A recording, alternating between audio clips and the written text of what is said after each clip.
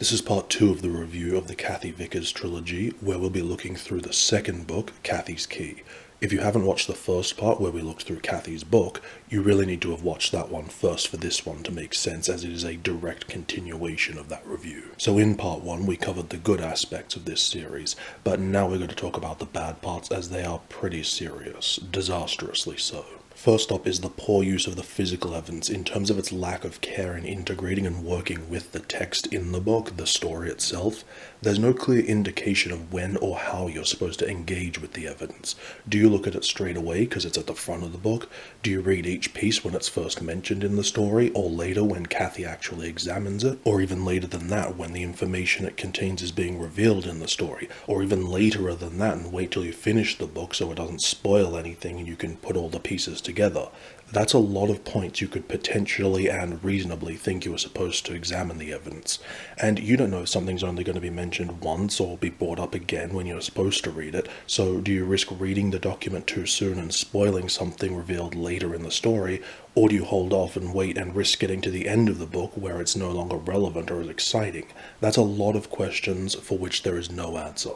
And that's because a lot of the documents feel like an afterthought rather than being carefully and intelligently crafted to work in unity with the story. Which means that whenever you choose to look at them is most likely going to be wrong or just confusing, because basically you're either going to read the information in a document that's going to spoil something later on in the book, or you're going to read it in the book, which kind of takes the excitement out of trying to piece together any clues or answers in the documents. Additionally, understanding what information Cathy or other characters have gleaned from a particular document at a particular point adds to the confusion.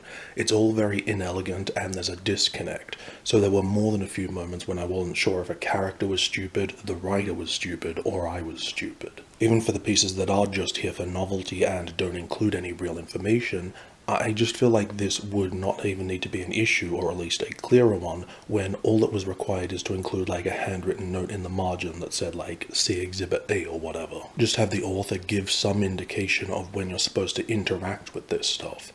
But I suspect that isn't the case because, as I mentioned, it feels like these pieces were included as an afterthought, or at least not given enough thought to harmonize with the reading of the book. One thing I didn't have a chance to point out in the first video while looking through Cathy's book is that I reorganized the physical pieces in the evidence bag to more closely mirror the order they appear in the story, or when I think they should be read. Because when you open up the packet for the first time, there's no relevance to what order they were shoved in at the printer, so if you end up getting the first book prior to reading it, you may want to organize your pieces based on the order I showed them in that video for a slightly more streamlined experience. But even still, it's a debatable and imperfect ordering, as, like I said, there's too much ambiguousness and lack of connectivity for that to be possible. That all becomes less of an issue with the subsequent 2 books, though not for the better, as each sequel gets noticeably worse in its lack of using the immersive elements to interplay with the story.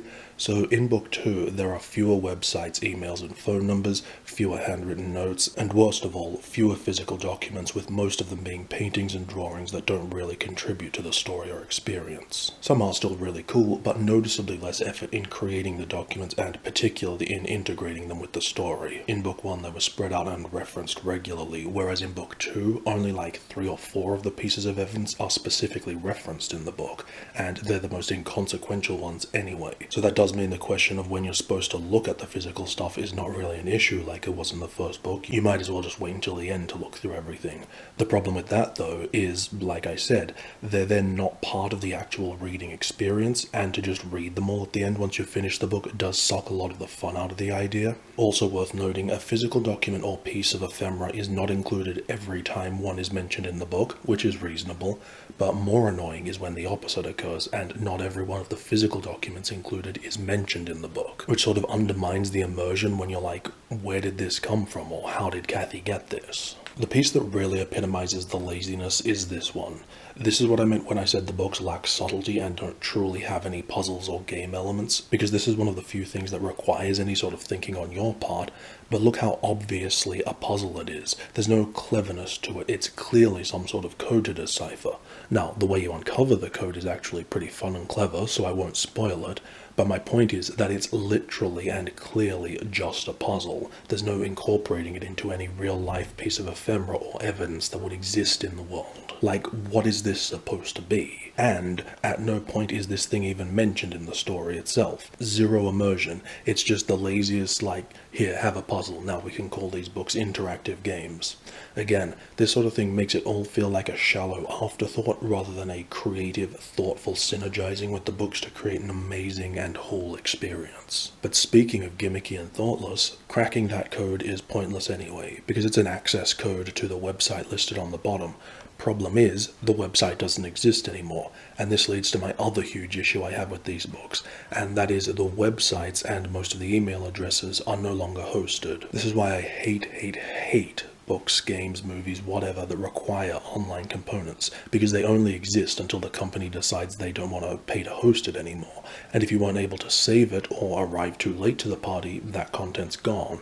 The Gmail addresses still seem to work, just none of the ones with custom domains like Cathy's on the front of the book. I didn't try any of the phone numbers, but allegedly they still work, though I imagine it's only a matter of time. For readers outside the US or those who didn't want the phone charges, all of the voicemails you could hear by calling the numbers were also available to listen to on one of the websites, but that website, like all the websites mentioned in the book, can no longer be accessed anyway. Admittedly, I didn't try every website because I gave up after a while, so one or two could still be active. I tried using the Wayback Machine on archive.org and I was able to see some things from some of the websites, but not able to interact with them in any way, possibly because I'm not very good at using the Wayback Machine. But if you know of anywhere this content has been stored or is accessible, definitely leave a comment, because without that online stuff, I don't know how important or interesting it is.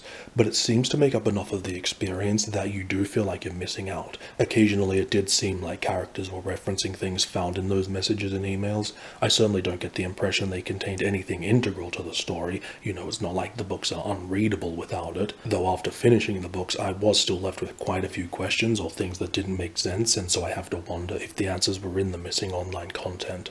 Ditto, I wonder if it was the online stuff that had more interactivity and more of a game aspect to it that led other people to refer to these books in that way. But for anyone like me who missed out, we may never know. I'm sure when the authors conceived of the idea, the internet was still pretty hip and offered interesting possibilities for telling an immersive, interactive story, and I'm sure it was well intentioned and maybe weren't even thinking about how 15 years later that content would disappear and leave future readers feeling slighted. But even so, neither the authors nor the publishers have done anything to preserve it. You know, I don't expect them to host and maintain a dozen websites for decades on end, but even just packaging that content together in a file for people to download somewhere, that's very easy and a reasonable expectation for readers to be allowed to enjoy the content they paid for without an expiration date. But they've already got your money now, so why should they care or have pride in their work? Ultimately, this whole thing highlights why I despise books with online components, as they're just short-sighted for the sake of an immediate gimmick rather than caring about the legacy and preservation of a work. For further disappointment and downright disgust with how the authors and publisher ended this series, be sure to check out part 3 where we'll look through the final book, Cathy's Ring.